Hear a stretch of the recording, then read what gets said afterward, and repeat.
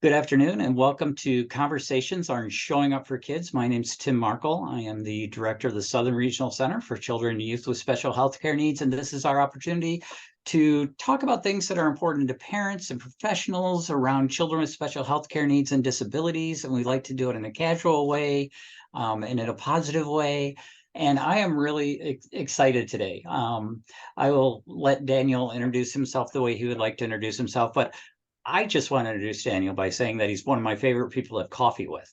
So I think is more important than, professionalism is really important, but Right finding back at you. finding people you can share a good cup of coffee with. Daniel, that's just so important in life, I think. So go ahead if you want to introduce yourself, let people know sort of who you are, and then I'll start with some of the questions. Great. Hi everyone. I'm having my tea today, so I had my cup of coffee, so switched to tea. My name is Daniel Parker. I am one of 4 assistant directors on the special education team at the Wisconsin Department of Public Instruction. You probably know that Wisconsin DPI is the state educational agency, and we oversee all of the school districts and schools, public schools in Wisconsin. To ensure that they're meeting and ideally exceeding all of the state and federal requirements related to special education. I started out actually in Lawrence, Kansas as a paraprofessional working with children with autism back in the 90s. I learned quickly that that is what I wanted to do, even though it wasn't what I planned to do after graduating college. I went back to college to get 2 master's degrees in special education and 1 in human development with a focus on behavior analysis. Because I had been working with students with autism, I continued as a teacher in the district and then went out and spread my wings and was a director of a charter school in Rhode Island for 5 years. And then worked in Chicago public schools in the North Lawndale neighborhood for 4 years, moved back to the Midwest, and then just found a position at DPI 12 years ago and was providing supports around students with autism as well as family engagement for about 5 years as a consultant and did a lot with behavior intervention plans and functional behavioral assessment in my work, and then in guidance to the state of Wisconsin public schools. And then now I'm an assistant director for the last however many years in those 12 plus years. So great to be here today. This is one of my favorite topics. It's something that I think is a simple concept, not always implemented in the way the federal law probably imagined it to be implemented, and we see great pockets of implementation around this and sometimes some not so great pockets around how to support our learners across our Wisconsin schools. But I'm very pleased to be here today with you. Fantastic. So before we get into some questions, number one, congratulations on 12 years in one job. That is a lot of time for some people. So well done, well done. And also just give you the background, the way that we came up with talking about behavioral intervention plan was we had Eva Shaw, who is an educational consultant at DPI, talking about how can you change if the IEP may need to be tweaked a little bit, or if things aren't going in the fall like you had planned them to go in the spring when you wrote the IEP, how can you change that? And one of the things that she brought up was the interaction of the behavioral intervention plan with the IEP. And so that then brought to my mind, I don't know if I've ever had anybody on to talk about the behavioral intervention plan, behavior intervention plan. So to start with, Daniel, just what is a behavior intervention plan? Why do we have such a thing? Yeah. The behavioral intervention plan, sometimes called the BIP, it is, as well as to kind of back up, the individualized education program, the IEP, is something that students have when they are identified as having a disability under the Individuals with Disability Education Act. And the IEP, we'll start with the IEP as the primary vehicle for outlining a student's strengths, needs, their IEP goals, and the services. But if more details are needed, if you have a student whose behavior is impeding their learning or the learning of others, and these could be things like, it could be honestly anything. I always think of access, engagement, and progress, right? That's what we look at in an IEP. And that access piece. So is a student coming to school, or is a student transitioning around the school building? Are they able to develop relationships, both academically and non-academically, and extracurriculars? Are they able to, and if you see students, whether it's those behaviors where they're just not engaging, or maybe they're having behaviors that are interfering with their own learning or the learning of others. We can think of lots of different examples. The behavior intervention plan is something that can be developed that provides a lot of additional details of what exactly is changing around the adults' interactions with the students, what's changing for the environment of the students, what are those real specific supports needed. So the IEP might say, uh, specially designed instruction and self-regulation, right? But that may not be as detailed as what is needed to outline what those regulation techniques work. So you might need to have something like some students use the incredible 5-point scale, which is a way of having students identify, you know, the things that might lead them to be more anxious or have difficulty engaging. And then what are the activities then that the student engages in to come back to a state where they can better engage, whether that's taking a break or whether that's a regulation technique.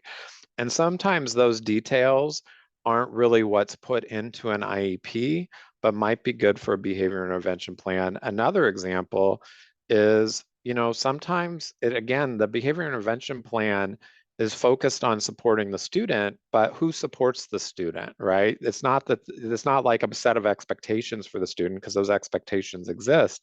The behavior intervention plan is really about, what are the adults doing a little differently? What does the environment look like differently? So I've seen people use the 5-point scale, for example, for adults. So here's what it looks like when the student's calm. Here are the techniques adults can use to keep the student calm. Here's what it looks like when the student starts to be a little bit where maybe they're having difficulty accessing the instruction or the environment, or they're starting to get anxious. Here's what it looks like. What do the adults do in that situation, right? Because we know sometimes if adults just go right into giving a whole bunch of demands, boom, the student spikes and then it makes it worse. So sometimes we need clearer instructions for the adults of how to engage with the student under circumstances. That's difficult to put into the what is required in an IEP. Is everything in an IEP, people say, oh my gosh, it's so many things, it's so long. But everything in an IEP on our sample forms on DPI webpage are things that are federally required to put in there, and in questions you have to answer legally for any IEP for any student in the United States. So these additional details can be put into a behavior intervention plan, so it's really clear what the strategies and supports and the more specific things that may not necessarily be found in the IEP. So does every student who has an IEP have a BIP? And does Yeah. every student who have a BIP have an IEP? Yeah, good question. And I should also mention that, the Individuals Disability Education Act doesn't define what a behavior intervention plan is or what it should look like. It just says that, and we'll get to this, when it is required. There's certain situations when it might be required. Um, the behavior intervention plan is not a requirement in every student's IEP. It is an IEP team decision of whether they want to create a behavior intervention plan. It is required under certain circumstances, and I'll talk about that a little bit well, I guess right now maybe. So the IEP team can determine to create a behavior intervention plan at any time for any student if they want it to be a part of the student's IEP. Another thing is there are certain times when it is a requirement. So there are certain Individuals Disability Education Act, that's a big federal law that governs, what are the requirements around students with disabilities and IEPs. And a couple things of like when an IEP team might decide it. So first, IDEA requires that IEP teams consider the use of positive behavior interventions and supports for a student whose behavior interferes with their learning or learning of others. I use that term a lot, interfering with their learning or the learning of others, because it's a term in federal law. So if you hear me saying that, that's what I'm referring to. So if the law says that you have to consider use of positive behavior interventions, and every IEP has to ask the question, does the student's behavior impede their learning or the learning of others? If the answer to that is yes, you have to have positive behavior interventions in the IEP. You don't have to have a BIP, but the IEP team can determine if they want to have a BIP because of that.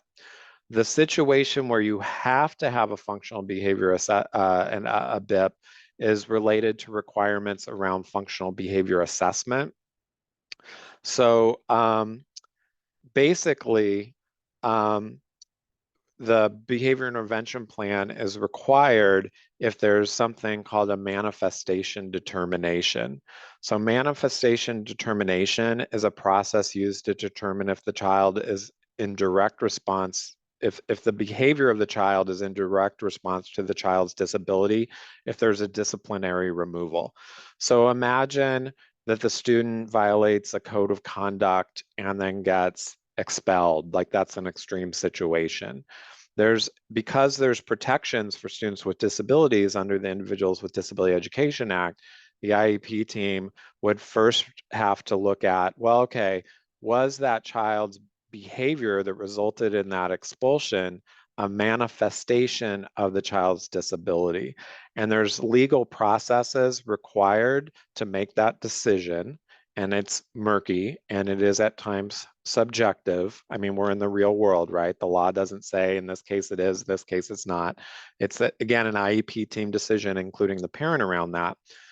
But if it is a manifestation of the child's disability, then the child basically what the law says, okay, well, if the IEP team says that the child behaved this way in a violation of the code of conduct for a disciplinary removal, and those could be other things like a series of patterns of suspensions and things like that. But basically, if it is a manifestation of that child's disability, you have to do a functional behavior assessment, which is a very specific assessment to really get at why is the child behaving that way? I mean, that's what it is. I mean, and it's a requirement in law that the school district, the local educational agency, that includes independent charter schools, they have to do a functional behavior assessment and develop a behavior intervention plan based on the results of that. So that intensive assessment, that functional behavior assessment, should give you some ideas of what adults need to do differently, what services the child needs, what accommodations those child needs. Those should be written in the IEP, right? They should be written in the IEP. But again, when you need those additional details that kind of go beyond what's typically in an IEP, then you'd have a behavior intervention plan. So to kind of summarize, who gets it? Not every child. If a child's, any child can have one, IEP team decision. If the child's behavior impedes their learning of the learning of others, you at least have to have positive intervention somewhere in the IEP, with or without a behavior intervention plan. But if there is a manifestation determination, if those are hopefully very rare when those occur, but they do occur. But if there was a manifestation determination where it's a manifestation of the child's disability, the law says you have to the district has to conduct a functional behavior assessment and develop a behavior intervention plan that would be part of a student's IEP. So we know that families are integral as part of the IEP team in establishing what that education plan is for the student.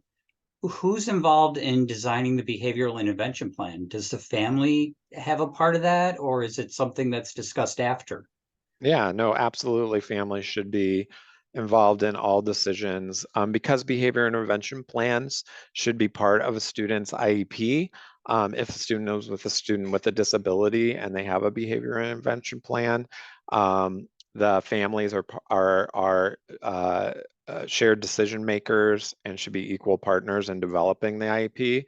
And they should be a part of that conversation and talking about it. Obviously, you're going to have educational expertise and people that hopefully know your child at the school and the school environment that can say, hey, this accommodation works during math class, and this is something that works with students pretty well in transitioning from class to class, or here's something that we think might work with the student. But the parent, one of the things I always say, I would hope every IEP team would say, do you see this at home or in the community? And if yes, what are the strategies that you use to support your child? I can't tell you the number of times I've sat across the table with a parent in stakeholder sessions or listening sessions and had conversations where a parent's like, oh, my child, this is what we use at home and it really helps. And I just wish they would use this at school. And I usually ask the parents, well, have you had that opportunity to just share that, and hopefully the IEP team is a place to do that. And certainly there's places in the IEP where parents can document their requests and concerns. And, we want to hope that IEP teams, and we know that many IEP teams do really incorporate ideas from the parents and think about what this could look at school, as well as the school saying, hey, this worked at school. How would this look at home? So we're hoping that that kind of interaction is happening because we know the student is only in school a certain amount of time and they're out of school more than they're in school. They're at home or in the community. And parents really do know their child best in terms of what's working or things that they think would support their child. So that should be a conversation in an IEP meeting. It could also, and when I say IEP meeting, that could also be in a meeting where you're talking the results of evaluations. At DPI, we usually use IEP meeting to mean review and revising the IEP, evaluation decisions and determinations, where you get together and discuss what the results of a functional and behavior assessment showed, et cetera. So I'm sitting here as a parent, and a couple of things that I've taken away is, number one, I should never be surprised that my child has been given a behavioral intervention plan, that I should be informed before that plan's in place, because I should be part of helping form that plan. Yeah. Because I have knowledge about that child's behavior outside of school, and that's important to keep everything whole as the whole child. The other thing that I'm learning is that even though it's tied to the IEP, I guess my question then is, if there's something that's going really well with the behavior intervention plan, that it's implemented, that it's right on, and this child's behavior is calming down and he's learning better, and there's some sort of change, maybe an adjustment in the Yeah. behavior intervention plan, does that have to go to the full IEP team? Yeah, that's a great question. We get this all the time. We get two questions. Does the behavior intervention plan have to be part of the IEP? And then we get the question of, what if we change something small? Do we have to all get together in a room and meet again to make that decision to change it? So um, I'm going to save that first question for a little later, because at DPI, we've been pretty clear that yes, if you're creating a behavior intervention plan, we expect, if it's referenced in the IEP, like what, whether it's like stapled to or sent with or in the same file, like if you're referencing it, it's kind of part of the IEP and parents should have access to what's in there, right? And have determinations around that. We also, I guess I'll get into it. We also say that, there's the supplementary aids and services, which again is a legal term that the Individuals with Disability Education Act, basically those are accommodations like breaks and regulation supports and all of those accommodations that might help your child with that access or calming and those things. Those can be directly written in the IEP as well, and they should be. If there's a instructional strategy, that should be put under related services or specially designed instruction. One of our emphasis lately at DPI, we just revised guidance on positive behavior interventions and functional behavior assessments and behavior intervention plans, was to say that we don't want to, like, the IEP is what free and appropriate public education, that's your document of it. Those services and things that should be also in an IEP should be in the IEP, and then the details are in the BIP. So to get to your question then around, well, what if, I was at a conference and someone said, okay, well, what if in the behavior intervention plan it says that the student will get a sticker when they do X, Y, or Z, and we decide that instead of a sticker, we're going to give them some time with a preferred object or toy or something like that. And my first thought was, boy, I hate stickers and just reward systems as the go-to for a behavior intervention plan. Not that reinforcement systems, I'm a behavior analyst, aren't effective, but it's a little cliche and in any case. But my second thing is that the behavior intervention plan, there's kind of a sweet spot on specificity. Like you could say that the student will receive reinforcement for X, Y, and Z behaviors based on their reinforcement inventory. And then that, you can be a little more vague that so the parent knows they're getting something. And if they want to see the list, they can. If you want to be specific and say they're going to get a sticker, or they're going to get this, or this is the sensory support they're going to get, or this is the specific environmental change that they're going to have, it's okay to do that. And if you do make a change, then one of the nice things that is allowed under law, as long as it's not changing the student's placement, meaning the location of the services that they receive, the amount or frequency of the services they receive. If you're just changing like an accommodation or a support or that specific detail in the BIP, there is something called an I-10 form that's what we call it, our sample forms that allow you to make changes to the IEP without an IEP meeting. The parents have to agree to those changes, and that can just be documented through like a phone call or an email or something, and the district should document that the parents agree to it. They disagree to it, the parents should request an IEP meeting to discuss it. But there is a process so that everyone doesn't have to get together to make one minor change in the IEP through that process. So there's kind of two ways I would approach that. One is, you don't have to be super specific of what's in the behavior intervention plan to the individual like device or piece of equipment. Like assistive technology is another example. So, hopefully in the IEP, it would say that the student will receive assistive technology to support their communication. The specific device and those things may be changing. Yes, you can write those in the IEP. Yes, you can write them in the BIP. But if you feel comfortable as the parent of knowing that those things are being provided, and there's that flexibility, so you don't have to like meet or do the I-10 form every time there's a change, you can have that conversation with the school of how specific you want things in there, knowing that also if there are changes to it, it's as easy as, it's a pretty simple process to make changes to the IEP or the BIP through that notice to the parent that we made a change and you agreed to this change on this date, et cetera. And I like that then gives a record Yeah, of, the decisions, because hopefully, again, that record is showing a progression of a yeah, gaining of skills. And that's the reason why we're changing that. yeah. So I do want to invite people, feel free to put questions into the chat. I will, in a few minutes, I have one more question. And so if you have questions that you want to ask, please go ahead and get them ready. But my last question, Daniel, is it strikes me that a child's behavior is usually not just contained in one room, but that it could be spread across a school campus.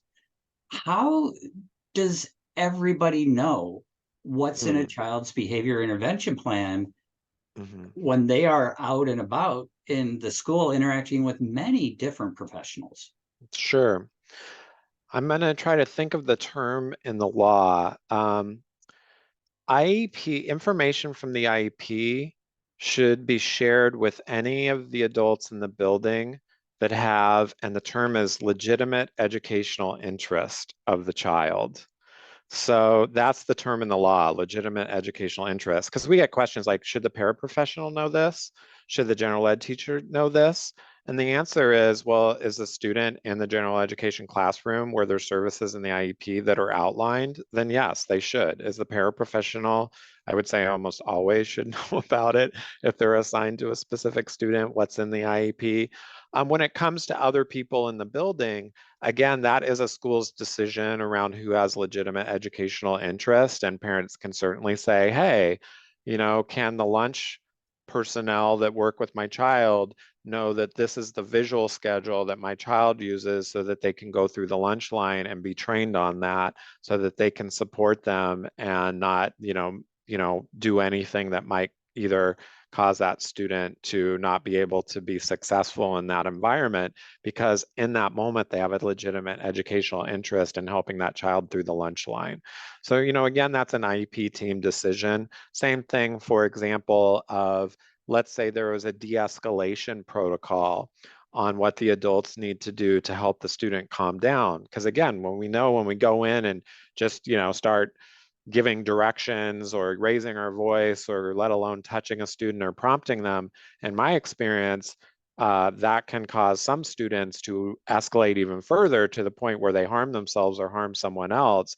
And then there's even a bigger disciplinary issue going on because of that, or self-harm, which is obviously you want to avoid. So let's say you're a playground, you have folks, adults responsible for watching the child on the playground, and there's a de-escalation protocol for that student in their IEP or the behavior intervention plan. I would absolutely make sure, if I was the case manager or the principal or the special ed director, or the person responsible for ensuring that the IEP is being implemented in that school, I would make sure to sit down with those folks and make sure they understand what that is, check in on them, ask them, how is this going? Do you have questions about what this looks like, et cetera? So yeah, that is allowed to be shared with those with legitimate educational interests. Do you share everything with everyone that doesn't even know the child? No, because that, I don't think most parents don't maybe necessarily want that either, right? Because there are confidentiality requirements around sharing information about IEPs as well. So that legitimate educational interest is kind of the key idea there. So I lied, that brought up another question. So all other questions will wait. So putting on my parent hat again, if a parent comes home and their child had an incident and the behavioral intervention plan, the steps that were laid out for the adults in the room and for that, it wasn't followed well. Mm. Who should the parents contact to say, okay, I thought we had this understanding that this is what would happen when they broke a pencil and left the room. Somebody blocked the door, which Yeah. is not one of the responses in the behavior intervention plan, and Mm-hmm. caused an escalation. Yeah. Who should the parents talk to first? Yeah, I don't know if there's not always a right answer, but my recommendation is to talk with, like, often you'll hear case manager. I don't know how many people use that term, like the special education teacher who is responsible for developing the IEP. Usually, parents should know who their main contact is at the teacher level.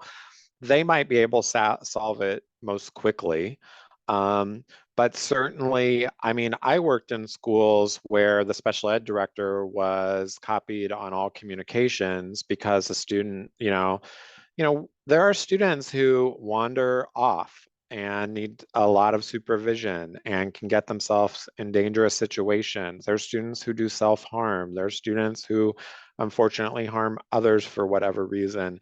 Um, sometimes that communication protocol, I would say talk at the IEP meeting on what the parent feels is the best way to communicate, what the school's preferences are for communication. Parents always, when we get a call from a parent at DPI, obviously we say, talk to your child's special education teacher. Usually that's happened, but we always say, does the special ed director know about this?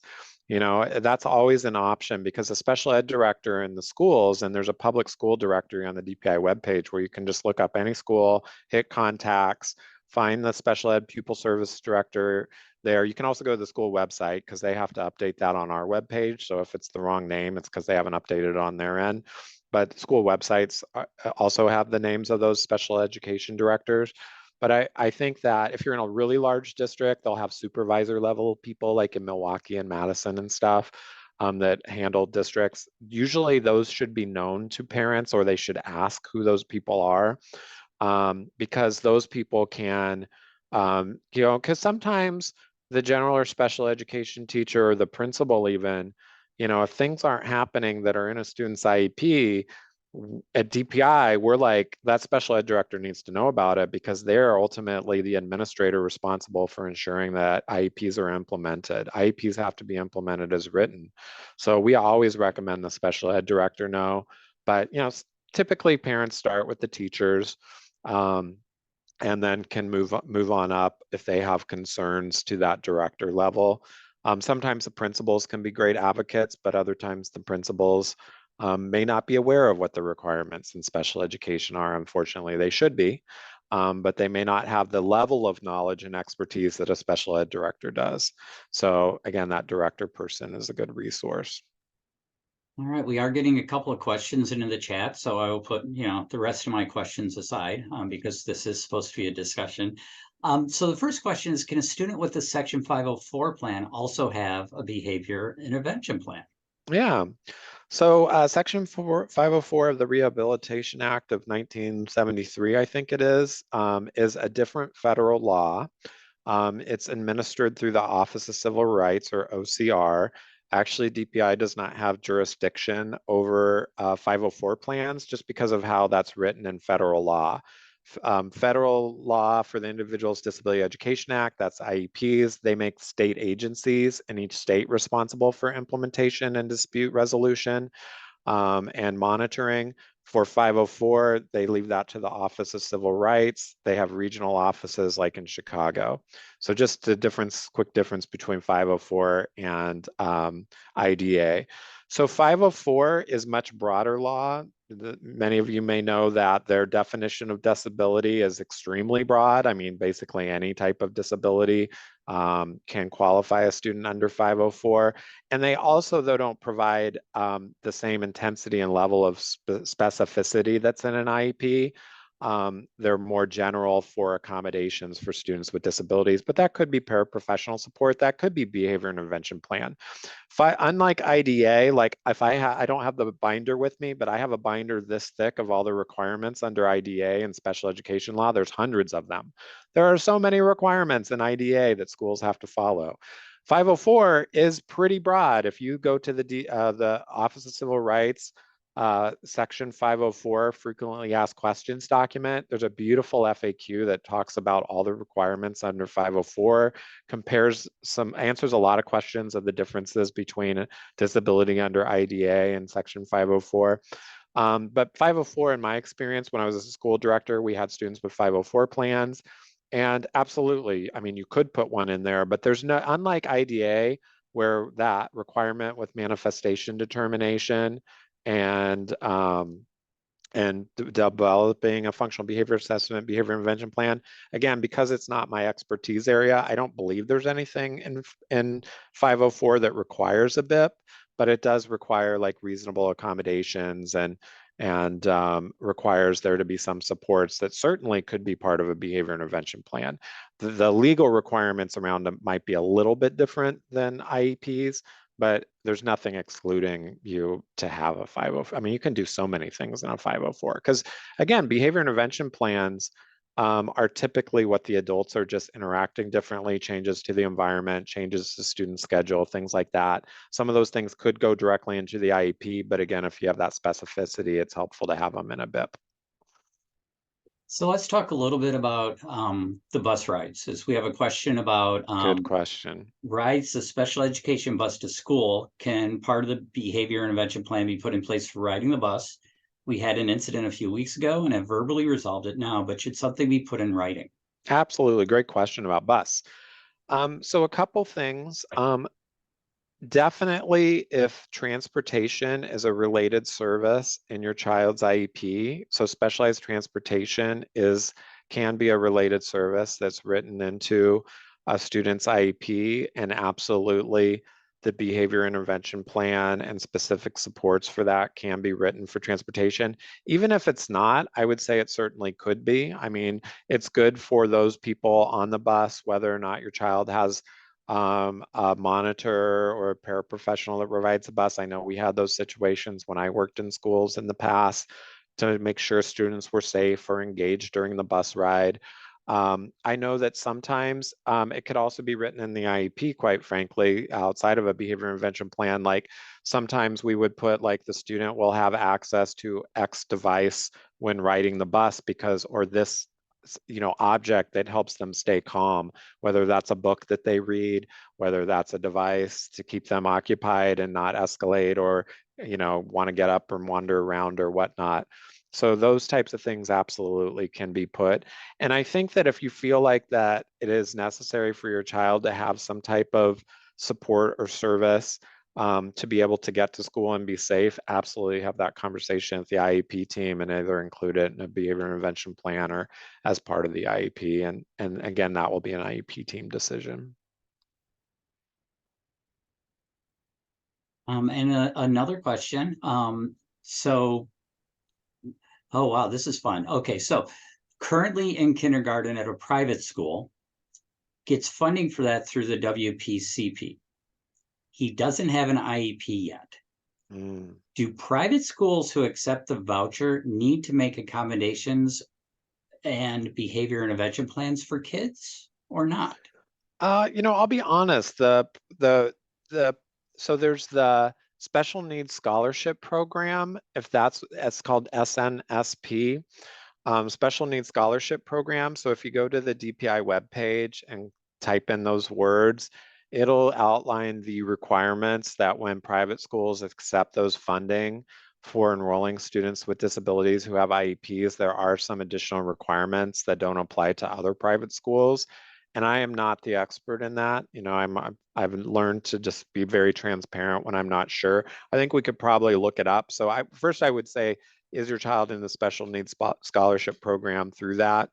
Um, in general, I will say private schools that are not part of the special needs scholarship program, private schools do not have to follow the requirements of the Individuals with Disability Education Act because they're not public schools, they're private schools. And parents of children with disabilities do not have the same rights as parents with enrolled in public schools. Another difference, though, too, is the IEP team can place a child in a private school. So there are some times when the IEP team says, you know what, this public school, our community school, is not the best placement for my child, and my child needs a placement in a specialized private school. That's pretty rare when that happens, but when the IEP team places a child in a private school, all the protections of IDEA are required.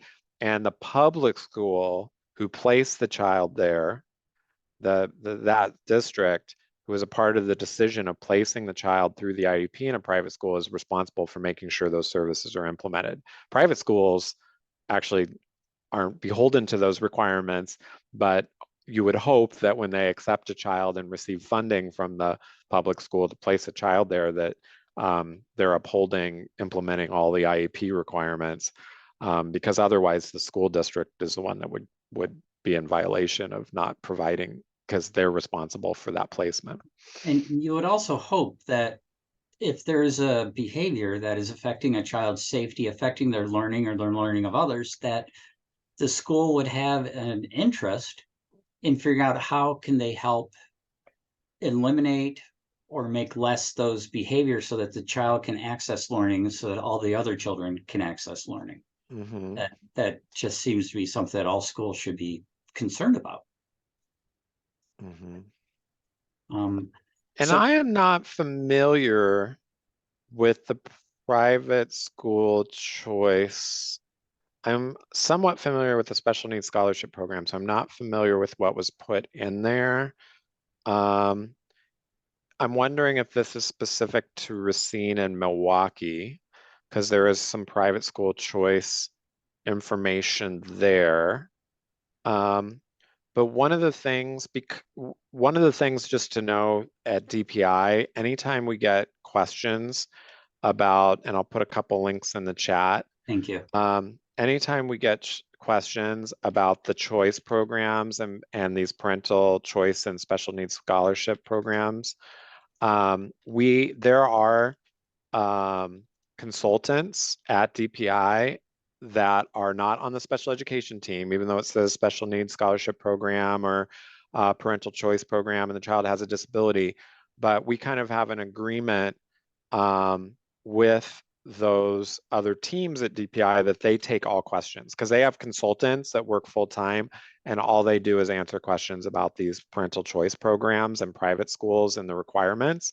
And they answer the questions related to students with disabilities. And then if they need to clue us in on our team on that, we have some compliance consultants that work with them, but they basically develop the FAQs. We look through them to make sure they're compliant with IDA, but they answer those parental choice programs. So I apologize, I don't have as much information about that. It's okay. Well, we are wrapping up. We're running out of time here. I'm wondering, Daniel, in your expertise with behavior intervention plans and special education, what didn't I ask that I should have asked? What else do parents, families need to know? What makes a good behavior intervention plan and what doesn't? And my answer to that would be, if the behavior intervention plan is a list of things the student has to do to behave, Oh, it's probably not a good behavior intervention plan, right? We already know the things the student's supposed to do to behave, and it's not working to just tell them that.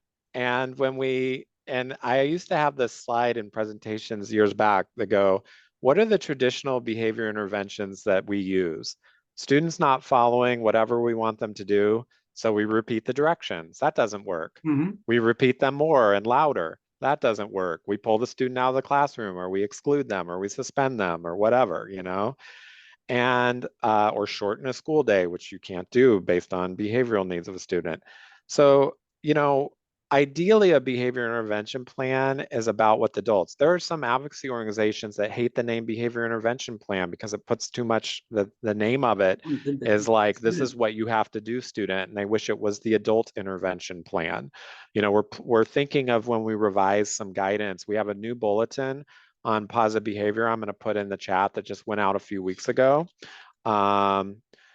And there's some good, we really revised our language to really focus on adults. This just came out like a month ago. So I'm putting that in the chat. But I would really say that, ideally, it's like, what are the supports and the changes to environment and the adult interactions and the instruction, the specific instruction and the accommodations the student's going to receive to be successful. So if it's just a list of demands of the student, I don't see that changing a lot. Calling the parent, okay, important to call the parent to let them know something happened, but that's not an intervention. That's not going to change students' behavior. I mean, if it did, it might work for some students, but if you do it more than once, it doesn't work. You know what I mean? So we need to really focus on behavior intervention plans that are proactive, that are positive interventions, and that support the child to grow or give them accommodations to mitigate barriers to their learning or their access to education. Oh, so Daniel, I knew I shouldn't have asked that question. Yeah, the school So, cannot reduce.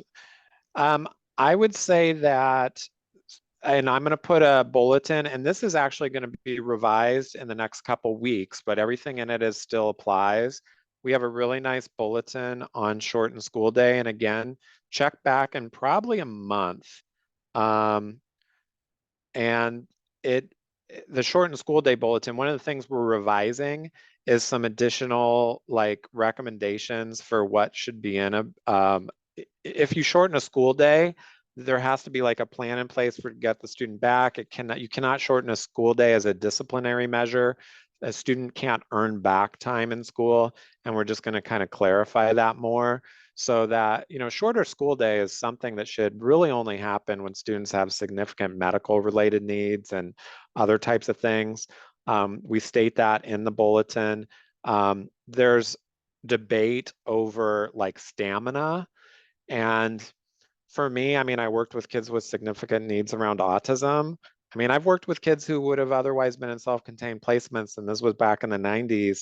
And you can modify a school day for a student with an IEP. You can modify the curriculum and instruction for a student with IEP. You can make the school day look differently.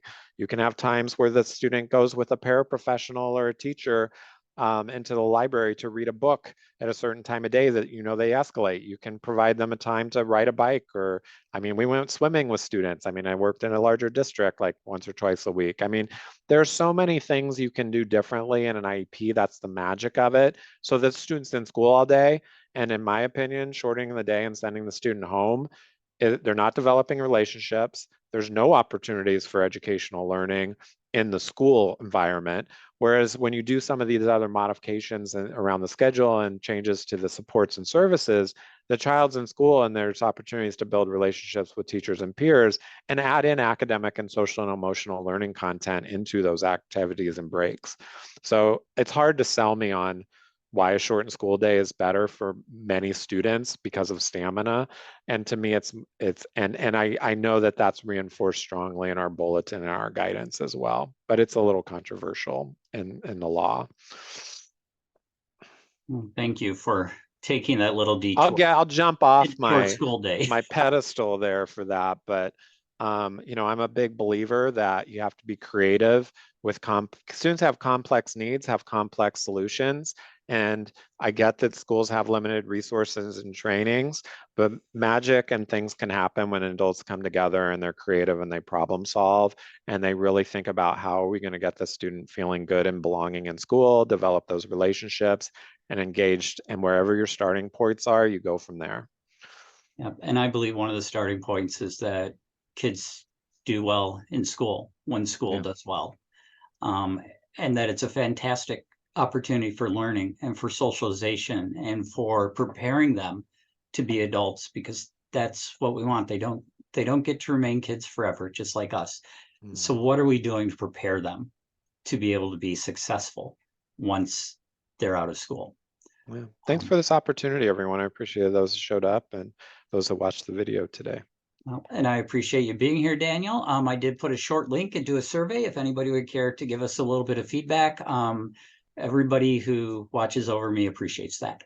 So thank you so very much. Thanks again. I'm going to stop the recording now. I will hang out if anybody has anything else that they would like to talk about. Just one moment, please.